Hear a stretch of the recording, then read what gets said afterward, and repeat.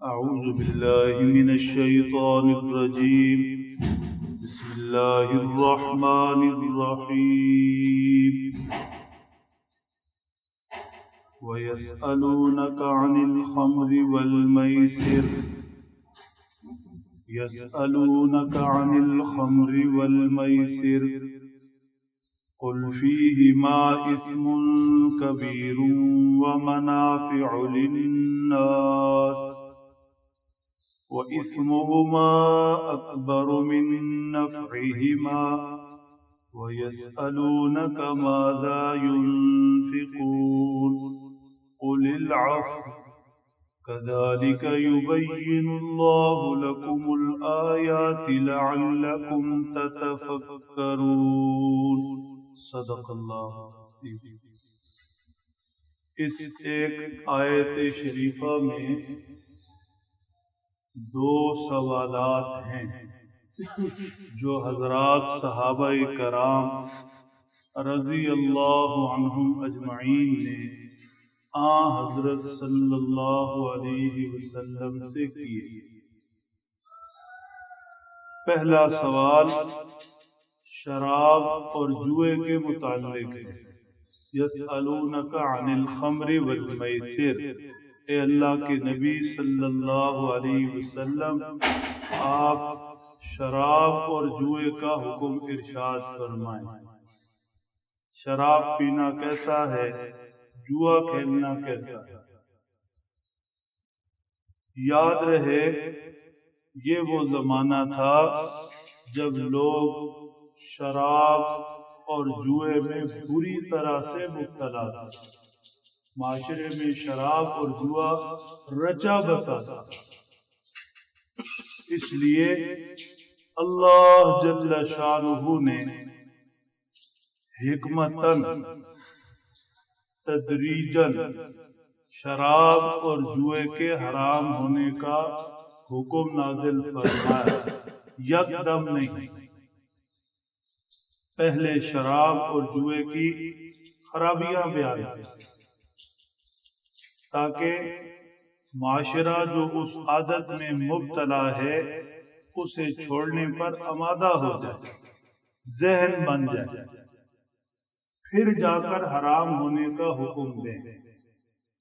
یہ ابتدائی آیت مبارکہ ہے، اس لیے اس کے اندر بڑی حکمت سے ذہن بنایا گیا. دیکھو، فیہما اسم کبیر ومنافع للناس، شراب اور جوئے میں خرابیاں بہت ہیں، ہاں تھوڑا سا نفع بھی ہے. خرابیاں کیا ہے کہ شراب پیو گے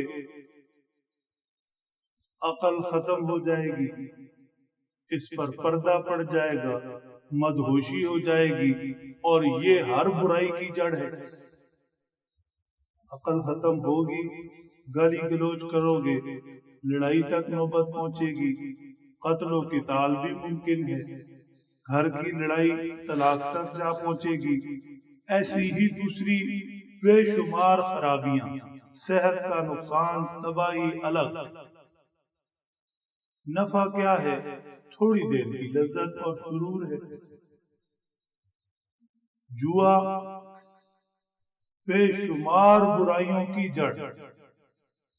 جوئے کے لیے پیسہ چاہیے، یکدم رقم ہار گیا تو عقل خراب ہو گئی، سمجھ نہیں آیا کیا کرے اور یہ کہاں سے پوری کرے. یہی چوری کا ذریعہ بنے گا، ڈاکے کی طرف جائے گا، کسی کا مال غصب کرے گا، ہڑپ کرے گا، لڑائی ہوگی، اور بات یہاں بھی قتل و قتال تک جا پہنچے گی. نفع کیا ہے؟ بغیر محنت کے تھوڑے سے پیسے ہاتھ آ جائیں گے. تو یوں ذہن بنایا گیا کہ اتنی بڑی بڑی خرابیاں شراب اور جوئے کے اندر ہیں، تھوڑے سے نفع کے لیے اتنی بڑی خرابیاں اپنے سر لے لینا کہاں کی عقل مندی. دوسرا سوال یہ تھا ماذا ينفقون، بار بار جو کہا جاتا ہے اللہ کے رستے میں خرچ کرو، اللہ کے رستے میں خرچ کرو، تو کتنا خرچ کیا جائے؟ یہ سوال کتنا خرچ کرنے کے متعلق ہے۔ فرمایا قُلِ الْعَفْوَ، جو ضروریات زندگی سے زائد ہو۔ ایک اللہ کے رستے میں خرچ کرنا ہے جسے زکوٰۃ کہتے ہیں، جس پر زکوٰۃ واجب ہوئی اسے بہر صورت اپنے مال میں سے زکوٰۃ دینا ہے، اس کا مسئلہ الگ۔ یہ سوال نفلی صدقات کے متعلق ہے، ویسے کسی کی مدد کرنے کے متعلق ہے، ہدیہ اور عطیہ دینے کے متعلق ہے۔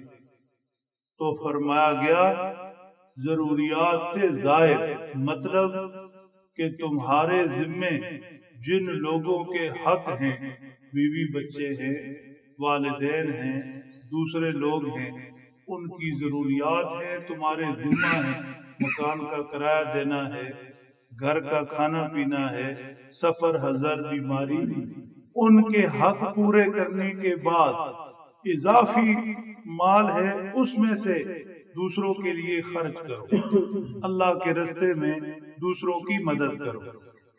ایسے نہ ہو کہ فوراً جذبے میں آ کر جو کچھ ہے وہ دے دو، اور جب گھر کی ضروریات سامنے آئیں، تمہارے ذمے جن لوگوں کا خرچ اور حق ہے انہیں دینا پڑے تو پھر تم دوسروں سے مانگتے پھرو،